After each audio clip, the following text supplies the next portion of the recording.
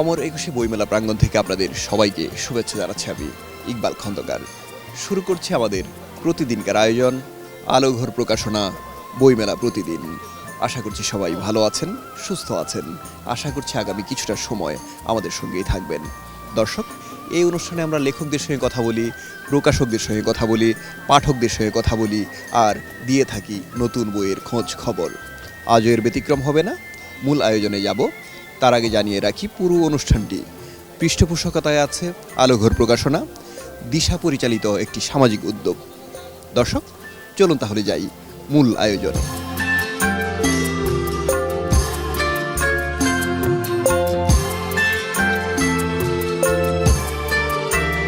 দর্শক, আপনারা দেখছেন আলোঘর প্রকাশনা বইমেলা প্রতিদিন। অনুষ্ঠানের এই পর্যায়ে থাকছে আমাদের প্রতিদিনকার সেগমেন্ট আজকের আলোঘর প্রকাশনা। আপনারা জানেন এই সেগমেন্টে আমরা আলোঘরের নির্বাচিত বইয়ের সঙ্গে আপনাদের পরিচয় করিয়ে দিয়ে থাকি।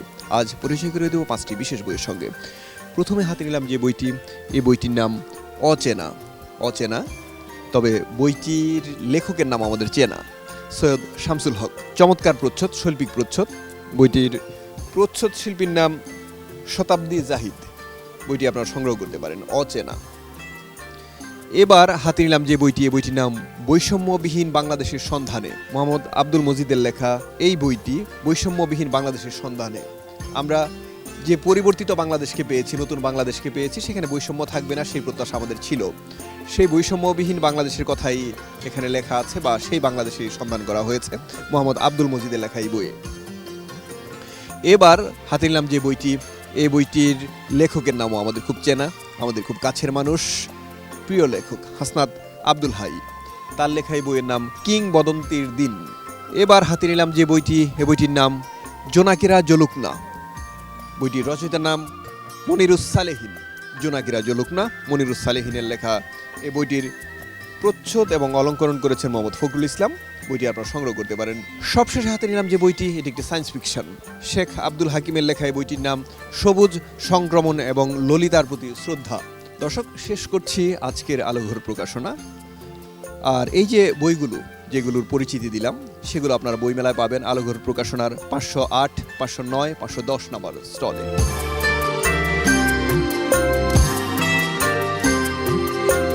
দর্শক, আমার হাতে যে বইটি আছে, বইটির নাম রহস্যময়। এটি একটি থ্রিলার উপন্যাস। বইটির রচয়িতার নাম আলম সিদ্দিকী। তার সঙ্গে কথা বলবো। আলম ভাই, কেমন আছেন? আলহামদুলিল্লাহ, ভালো আছি। আপনি কেমন আছেন? ভালো আছি। আপনি দেশের বাইরে থাকেন আমরা জানি। কত বছর পর আসলেন? 2 বছর পরে, 2022 সালে প্রথম এসেছিলাম, তারপরে এবার আসা। এই যে দেশের বাইরে থেকে বই রচনা করা, তারপর দেশের মেলায় সেটা প্রকাশিত হওয়া, অনুভূতিটা অন্যরকম। আমরা যারা খুব কাছ থেকে মেলাকে আসতে দেখি, যে মেলা শুরু হচ্ছে, আসছে, এরকম, আপনি হয়তো একটু দূর থেকে দেখেন। সেই দূর থেকে দেখার অনুভূতিটা কেমন, বা কেমন লাগে যে মেলাটা আসছে, দ্রুত বইটা শেষ করতে হবে, এই তারা ছাড়াও আর কোনো তারা কাজ করে কিনা নিজের মধ্যে? প্রবাস জীবনটা সম্পর্কে আপনি জানেন। এছাড়া আমাদের পড়াশোনা করতে হবে, লিখতে হলে তো পড়তে হবে। সেই বই সংগ্রহের আর একটা তারা। এরপরে লিখতে গেলে আমি কি লিখব সে বিষয়ে সময় দেওয়া, বিভিন্ন তারা তো অবশ্যই কাজ করে। এই বইটা যখন আপনি লেখেন, নির্দিষ্ট কোনো গল্প মাথায় ছিল, নাকি লিখতে লিখতে গল্পটা এসেছে, অথবা কোনো যে আমরা সত্য ঘটনার একটা ছায়া কোনো কোনো গল্পে দেখি, এই ধরনের কিছু আছে, নাকি সম্পূর্ণ কাল্পনিক? খুব গুরুত্বপূর্ণ একটি প্রশ্ন করেছেন। ছড়ার মাধ্যমে আমার লেখালেখি শুরু, এবং এর যাত্রাটা হয় একটু দীর্ঘ। বেশ কয়েক বছর ছড়ার বই বেরোনোর পর 2021 সালে প্রথম আমি উপন্যাস লিখি। এরপর কয়েকটি উপন্যাস বেরিয়েছে। অনেক অনেক ধন্যবাদ। আর পাঠকদের একটু বলতে চাই, এই যে প্রচ্ছদটা, চমৎকার একটা প্রচ্ছদ, মুস্তাফিজ কারিগরের করা প্রচ্ছদ। দেখলাম যে আলম সিদ্দিকী লেখা এই বইটি। যারা আপনারা থ্রিলার পছন্দ করেন, তারা এই বইটি অবশ্যই সংগ্রহ করবেন। প্রকাশ করেছে কথা প্রকাশ। আর আলম ভাইয়ের মতো, আলম সিদ্দিকী ভাইয়ের মতো যারা প্রবাসী থেকে লেখেন আমাদের জন্য, তারা আমাদের সাহিত্যটাকে ভালোবাসেন বলেই লেখেন। আর সেই সাহিত্যের ভালোবাসাটা পরিপূর্ণতা পায় যখন আপনারা একটা বই সংগ্রহ করেন, তারা নতুন করে বই লেখার অনুপ্রেরণা পান। আলম ভাই, আপনাকে অনেক অনেক ধন্যবাদ। ভালো থাকবেন। আপনাকেও অনেক ধন্যবাদ।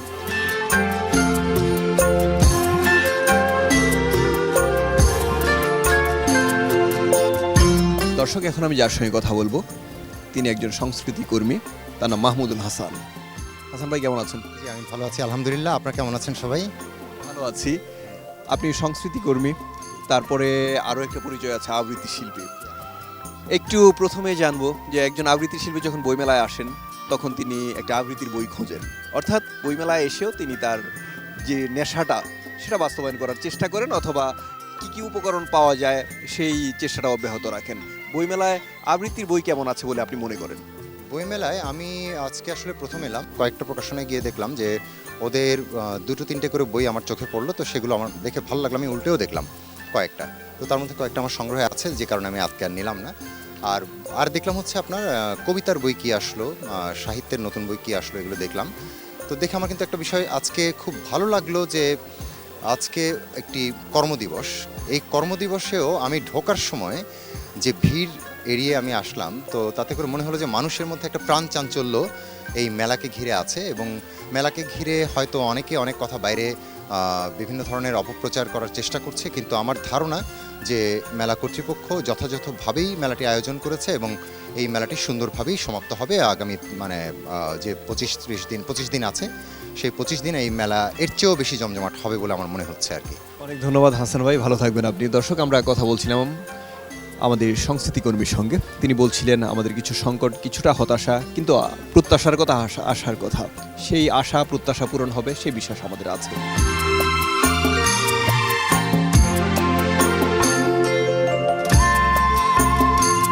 দর্শক, আমার হাতে যে বইটি আছে নীল প্রচ্ছদের বই, বইটির নাম Blue whale the survival Journey. বইটির রচয়িতার নাম সাজিয়া জাহান সিনহা, তার সঙ্গে কথা বলবো। কি ধরনের বই এটি? আসসালামু আলাইকুম। ব্লু হোয়েল বইটি একটি সাইকোলজিক্যাল বই। আমাদের জীবনে আমরা বিভিন্ন ধরনের ডিসিশন নিয়ে থাকি, সেটা কি ভুল, ঠিক নাকি ঠিক না, এইটা আমরা অনেক সময় পরিমাপ করতে পারি না। সো আমি নিজে কিভাবে আমার নিজের ডিসিশনগুলো ভুল নাকি সঠিক, কিভাবে কি করলে আমার পথে এগিয়ে যেতে পারবো, লাইফে উন্নতি করতে পারবো, ক্যারিয়ার ডেভেলপমেন্ট করতে পারবো, সেই জানা অজানা নিয়েই বই। আমার একটি বই আছে, প্রথম বই ব্রেইন গেম, যেটি 2022 সালে এসেছে।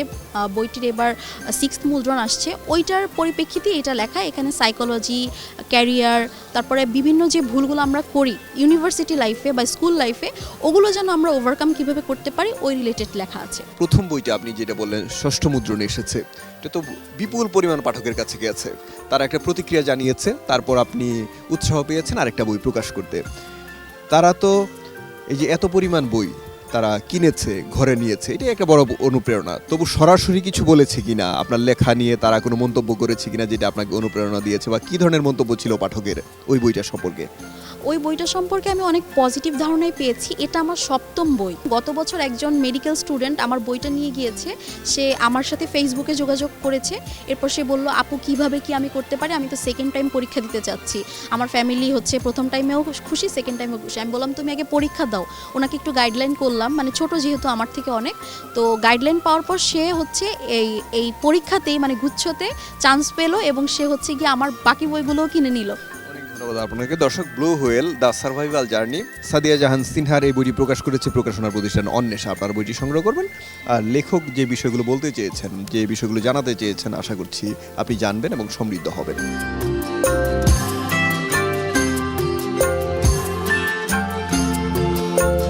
দর্শক, বইমেলায় আসলে আমরা পাঠকের দেখা পাই, একজন পাঠকের সঙ্গে কথা বলবো। কি নাম আপনার? আমার নাম সাবেরা আহমেদ খান। বইয়ের কাছে আছেন, তার মানে বইয়ের টানে এসেছেন বইমেলায়। আপনার পছন্দের কথা যদি বলি, কি ধরনের বই পছন্দ করেন? কবিতার বই পছন্দ করি, কবিতা পড়তে পছন্দ করি। আচ্ছা, এই যে কবিতার বই পড়া, কবিতার যারা পাঠক তাদেরকে আমরা একটু উন্নত মানের পাঠক মনে করি, কারণ কবিতার ভাষাটা একটু উন্নত থাকে, সাধারণের জন্য থাকে না এই ভাষাটা। কবিতার ভাষা বোঝার জন্য নিজে কবি না হলেও কবিতার কাছাকাছি থাকা মানুষ হতে হয়। কবিতা পড়ার অভ্যাস কতদিন ধরে? সেই ছাত্র জীবন থেকে নাকি পরে হয়েছে? ছোটবেলা থেকেই কবিতা পড়ি, কবিতা পড়তে ভালো লাগে, বরং বিভিন্ন গল্প পড়তাম, কিন্তু গল্প পড়তে যত ভালো লাগতো তার চাইতে কবিতা পড়তে বেশি ভালো লাগতো, কারণ একটা কবিতা যতবার পড়ি ততই যেন আকাঙ্ক্ষা বাড়ে, আর গল্পটা হচ্ছে জানা হয়ে গেলে আর তেমন কোনো আগ্রহ থাকে না, এই জন্যই কবিতা বেশি পছন্দ করি। একটা কথা প্রচলিত আছে যে আগে অনেক বেশি পাঠক কবিতার বই কিনতেন, আমরা যদি বাণিজ্যিক শব্দটা বলি যে কিনতেন, কিন্তু এখন কবিতার বই সেই অর্থে বিক্রি হয় না বা পাঠকরা সেভাবে কেনেন না। কিন্তু আপনার মতো পাঠকের সঙ্গে কথা বললে মনে হয় যে না, কবিতা পড়ার প্রচুর মানুষ আছে আমাদের। আপনি কি মনে করেন যে পাঠক হিসেবে, যে কবিতার পাঠক আছে আমাদের ওইভাবে নাকি কমে গেছে? এখন তো বরং কবিতা পড়ার পাঠক বেড়েছে, আমার মনে হয় যে বেড়েছে। পড়ে যেমন লেখাটা বেড়ে গেছে, তেমন পড়াটাও বেড়ে গেছে। কারণ আমি তো নিজে যেহেতু এখন পড়ছি, একটা সময় কম পড়তাম, এখন একটু বেশি পড়ছি। আমরা আশাবাদী হতে পারি যে বইমেলায় যারা কবিতার বই প্রকাশ করেন তারা আশাবাদী হতে পারেন যে কবিতার বই যদি প্রকাশ করা হয় পাঠক পাওয়া যাবে। ভালো থাকবেন আপনি, শুভকামনা আপনার জন্য। Thank you. দর্শক, আমরা পাঠকের সঙ্গে কথা বলছিলাম, তিনি অত্যন্ত গুরুত্বপূর্ণ কথা বলছিলেন যে তিনি কবিতার জন্য বইমেলায় আসেন বা কবিতা পছন্দ করেন। তাই আপনারা যারা মনে করেন যে আমাদের কবিতার পাঠক কমে গেছে, তারা এরকম মনে করার কোনো কারণ নেই। কবিতার পাঠক আমাদের আছে, সবসময়ই ছিল।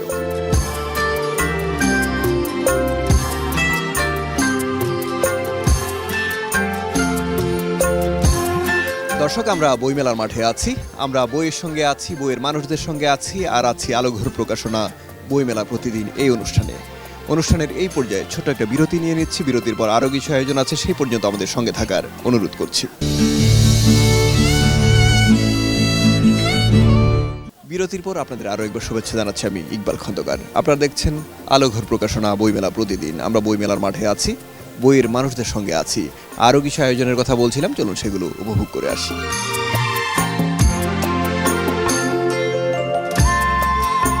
দর্শক, আমি এখন যার সঙ্গে কথা বলবো তিনি ইসহাক খান, আমাদের প্রিয় নাট্যকার, লেখক। তার লেখা একটা বই, পুরনো বই এটা অবশ্য, হাফ পাগল কিশোর উপন্যাস। তবে পুরনো বই ছাড়াও তার বেশ কিছু বই আছে বইমেলায়, সেই সব বই সবগুলো নিয়ে হয়তো কথা বলা যাবে না, তবে তার লেখালেখি নিয়ে কথা বলবো। আপনি কেমন আছেন? আছি, ভালো আছি। আচ্ছা, বলছিলেন যে এই বছর নতুন বই আসবে না, কারণ কি? কারণটা নিজের আলস্য। আমি আসলে মানে পাণ্ডুলিপি যেগুলো তৈরি করেছে আমার পছন্দ হয়নি, আমি আর ওটা বই করতে আগ্রহী হইনি। তার মানে হচ্ছে একটা পাণ্ডুলিপির প্রথম বিচারক লেখক, অর্থাৎ তিনি যদি পাঠকের হাতে দেওয়ার যোগ্য মনে না করেন তাহলে সেটা তিনি দেন না এবং দেওয়া উচিত না, তাই তো? অবশ্যই, কারণ প্রথমে নিজের ভালো লাগতে হবে, এই ভালো লাগাটা হলো মূল। তারপরে অনেক পাঠকের ভালো লাগবে, অনেকের লাগবে না, সে সমালোচনা একজন লেখকের নেওয়া উচিত আমি মনে করি। আমার লেখা সবারই ভালো লাগবে এরকম নয়। বিষয় হচ্ছে যে একজন লেখক যদি বই প্রকাশ নাও করেন, তিনি কিন্তু একটা ভাবনার মধ্যে থাকেন, অর্থাৎ আগামী মেলা না হোক পরের মেলা হলেও তিনি বই নিয়ে আসবেন, তার মানে তিনি লিখছেন। এখন যদি আপনার লেখালেখির খবরটা একটু জানি, যে লেখার টেবিলের কি অবস্থা, কোন বিষয়ে লিখছেন, বা মাথার খবরটা যে কোন বিষয়ে ভাবছেন? এই মুহূর্তে আমি একটি ঈদসংখ্যের উপন্যাস লিখতে হচ্ছে, এটি একটি পত্রিকা থেকে আমার কাছে চাওয়া হয়েছে, সেটি নিয়ে আসি। কিন্তু আমি লিখতেছিলাম আমার আত্মজীবনী, সেটি আপাতত বন্ধ আছে, যেহেতু আমি ঈদসংখ্যের লেখাটা লিখছি। ওইটাই আমার মূল চিন্তা, আমার আত্মজীবনী আমি যেটা লিখছি সেটি আমার এই আত্মচরিত্রের মধ্যে, আত্মকথার মধ্যে অনেক চেনা মানুষ থাকবে। যেমন ধরেন যে শামসুর রহমান থেকে শুরু করে হেমন্ত গুণ, মোহাম্মদুল হুদা, রুদ্র মোহাম্মদ শহীদুল্লাহ, তসলিমা নাসরিন, মনির হাসান সাহেব, সব আমার বন্ধুরা, আমার এক একটা ক্যারেক্টার। এই জন্য পাঠক একবার আমার এই বইটি হাতে নিলে, আমি এটি ধারাবাহিক আমার ফেসবুকে লিখছি, আমি বহু মানুষের পাচ্ছি। তা আমি এই লেখাটিকে খুব মন দিতে চাই, আরও কিছু ইতিহাস আমি আশ্রয় করে এর মধ্যে ঢুকাতে চাই, এই জন্য একটু শ্রমও দিচ্ছি। একটু গ্যাপ দিয়েছিলাম মাঝে, যে আমার আরও কিছু তথ্য কালেকশন করতে হবে। অনেক ধন্যবাদ আপনাকে। আপনার যে বইটা প্রকাশ হবে বা যে বইটা এখন লিখছেন আত্মজীবনী বিশেষ করে, সেই বইটার জন্য শুভকামনা। সর্বোপরি আপনার জন্য শুভকামনা, ভালো থাকবেন আপনি। অবশ্যই ধন্যবাদ, যে ভালো থাকো, আমরা সবাই ভালো থাকি, দেশটা আমাদের, আর সবাই আমরা দেশটাকে ভালোবাসি। অনেক ধন্যবাদ আপনাকে। দর্শক, আমরা শুনছিলাম ইসহাক খানের কথা। তিনি বলছিলেন তার লেখালেখি নিয়ে, তিনি বলছিলেন আমরা সবাই মিলে যেন আনন্দে থাকি, আর এই যে বইমেলাটা, এটা আমাদের একটা আনন্দের জায়গা। আপনারা বইমেলায় আসবেন, বই কিনে নিয়ে যাবেন। দর্শক, বইমেলায় আছি আমরা বাঙালি প্রকাশনীর স্টলের সামনে, কথা বলছি প্রতিষ্ঠানটির প্রকাশক আরিফ নজরুলের সঙ্গে। আরিফ ভাই, কেমন আছেন? হ্যাঁ, খুব ভালো আছি। আপনি ভালো আছেন নিশ্চয়ই? ভালো আছি। প্রতি বছর তো আসলে বইমেলায় নতুন বই কি আসলো বা কোন প্রকাশনীতে নতুন বই কি আসলো সেইটা আমরা সন্ধান করি বা খোঁজ করি। এই বছর কি পরিমাণ বই আসলো বা কি ধরনের বই আসলো? আমাদের বেশিরভাগই তো গবেষণার বই, গল্প উপন্যাস সব ধরনের বই থাকে, তবে এবার গবেষণার কয়েকটি বই চলে আসবে। একটা বই আসছে, বর্তমান বিশ্বে শয়তানের কীর্তিকলাপ। এটা ইসলামী বই, কিন্তু ইসলামের মধ্যে যে শয়তানি হয় বিভিন্ন ব্যক্তিরা, শাসকরা, সেই সব বিষয় নিয়ে বইটি লিখেছেন অধ্যাপক আলী মোহাম্মদ। এইবার একটা পরিবর্তিত পরিস্থিতিতে বইমেলা হচ্ছে, সেখানে পাণ্ডুলিপি যাচাই বাছাইয়ের ক্ষেত্রে আরও বেশি সতর্ক থাকতে হয়েছে। এই যে পরিবর্তিত পরিস্থিতি, সেটার উপরে অনেক পাণ্ডুলিপি তৈরি হয়েছে। এই ধরনের কোনো পাণ্ডুলিপি নিয়ে কাজ কি করা হয়েছে এই বছর? না, আমি এ ধরনের বই করি নাই, কারণ এই পরিস্থিতি তো শুরু হয়েছে মাত্র কয়েকদিন হয়, কিন্তু আমাদের কাজগুলো এর আগেই সমাপ্ত হয়ে গেছে, যার কারণে এ ধরনের বই আসেনি। পুরনো বই যেগুলো আছে সেগুলোর প্রতিও পাঠকের আগ্রহ থাকে প্রতি বছরই, অর্থাৎ পরের বছরও আগের বইয়ের আগ্রহ থাকে। মানে কোন বইগুলির প্রতি গত বছর আগ্রহ লক্ষ্য করেছিলেন, কোন সাবজেক্টের উপর? বিশেষ করে উপন্যাসগুলো এবং রহস্য উপন্যাস, তারপরে গল্প, এগুলোর প্রতি চাহিদা বেশি। আর কিশোরদের বই চাহিদা কিশোরদের বেশি। বড়দের বই হলো প্রবন্ধগুলো চলে ভালো। আমাদের এখানে মুক্তিযুদ্ধের একটা বই আছে, শহীদ বুদ্ধিজীবী, বইটা খুব ভালো চলে, সব সময় চলে। বের হয়েছে 23 সালে, এখনও চলতেছে ভালোই।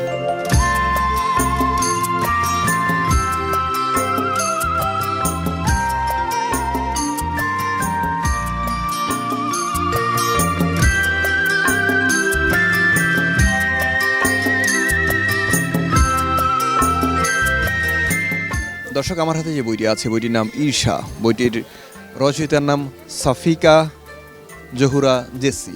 তার সঙ্গে কথা বলবো। ঈর্ষা কী ধরনের বই? আসসালামু আলাইকুম।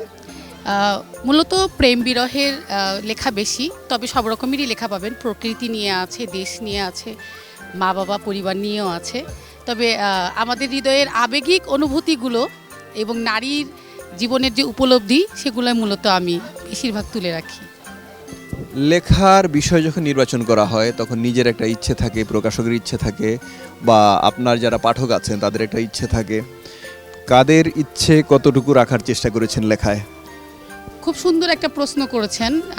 লেখাটা আসলে কিন্তু মূলত জীবন ভিত্তিক সম্পূর্ণ তা কিন্তু নয়। লেখা কিন্তু বাস্তবতা এবং কাল্পনিক অনুভূতির বা উপলব্ধির বা চিন্তাধারার সংমিশ্রণ। তো যখন আমরা কোনো কিছু লিখি, এমন হয়ে যায় একটা ঘটনা হয়তো চোখের সামনে বাস্তবে ঘটে গেল, হৃদয়কে স্পর্শ করেছে, আমি সেটা আমার মতো করে প্রকাশ করার চেষ্টা করেছি। কখনো এমন হয়েছে যে আমার কাছে মনে হয়েছে যে এমন কিছু লিখি যা নিয়ে কেউ কখনো হয়তো ভাবেনি, তো সেটাও চেষ্টা করি। এবং স্বতঃস্ফূর্তভাবেই আমার মনে হয় আমি চেষ্টা করি যে কোনো রকমের অনুভূতি যা মেসেজ আকারে লেখার মাধ্যমে অন্যকে স্পর্শ করতে পারে, সেটা যেন আমি তুলে ধরতে পারি। ধন্যবাদ আপনাকে। দর্শক, ঈর্ষা সাফিকা জহুরা জেসির এই বইটি প্রকাশ করেছে প্রকাশনা প্রতিষ্ঠান প্রিয়জন সাহিত্য প্রকাশনী। আপনারা বইটি সংগ্রহ করবেন আর তার লেখার নতুন নতুন যে ভাবনা, সেই ভাবনার সঙ্গে পরিচিত হবেন।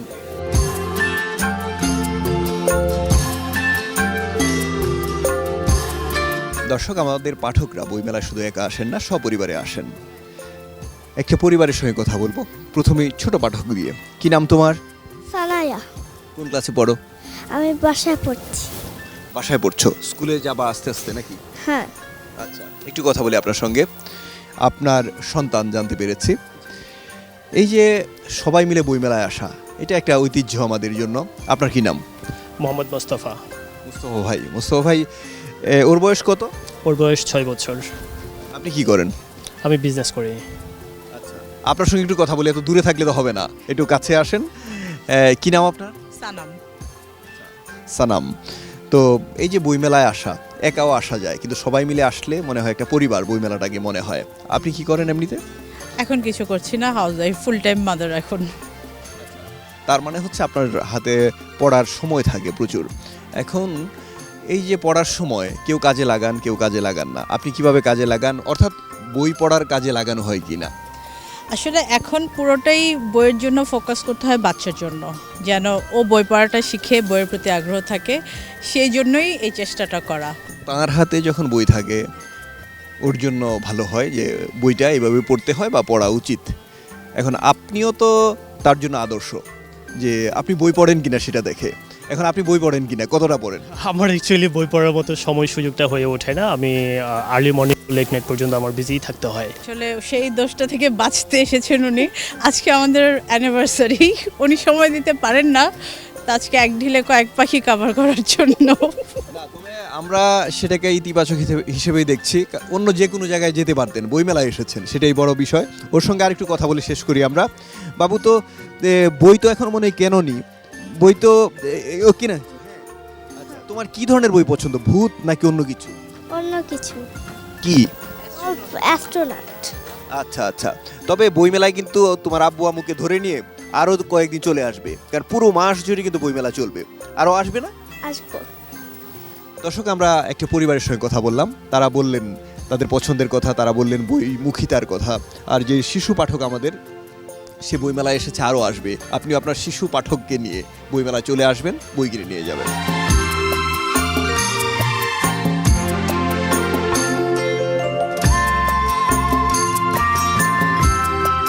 দর্শক, এতক্ষণ আমরা বইমেলায় ছিলাম বইয়ের মানুষদের সঙ্গে, ছিলাম নতুন বইয়ের সঙ্গে। আজকের মতো শেষ করব অনুষ্ঠান। আলোঘর প্রকাশনা বইমেলা প্রতিদিন। আগামীকাল ঠিক এই সময়ে আবার হাজির হয়ে যাব আমি, ইকবাল খন্দকার, আর শুরু হয়ে যাবে এই আয়োজন। সেই পর্যন্ত সবাই ভালো থাকবেন, সুস্থ থাকবেন, অবশ্যই বইয়ের সঙ্গে থাকবেন আর বইমেলায় আসবেন। দর্শক, আলোঘর প্রকাশনা দিশা পরিচালিত একটি সামাজিক উদ্যোগ। সবাইকে অনুষ্ঠানটি দেখার আমন্ত্রণ। আল্লাহ হাফেজ।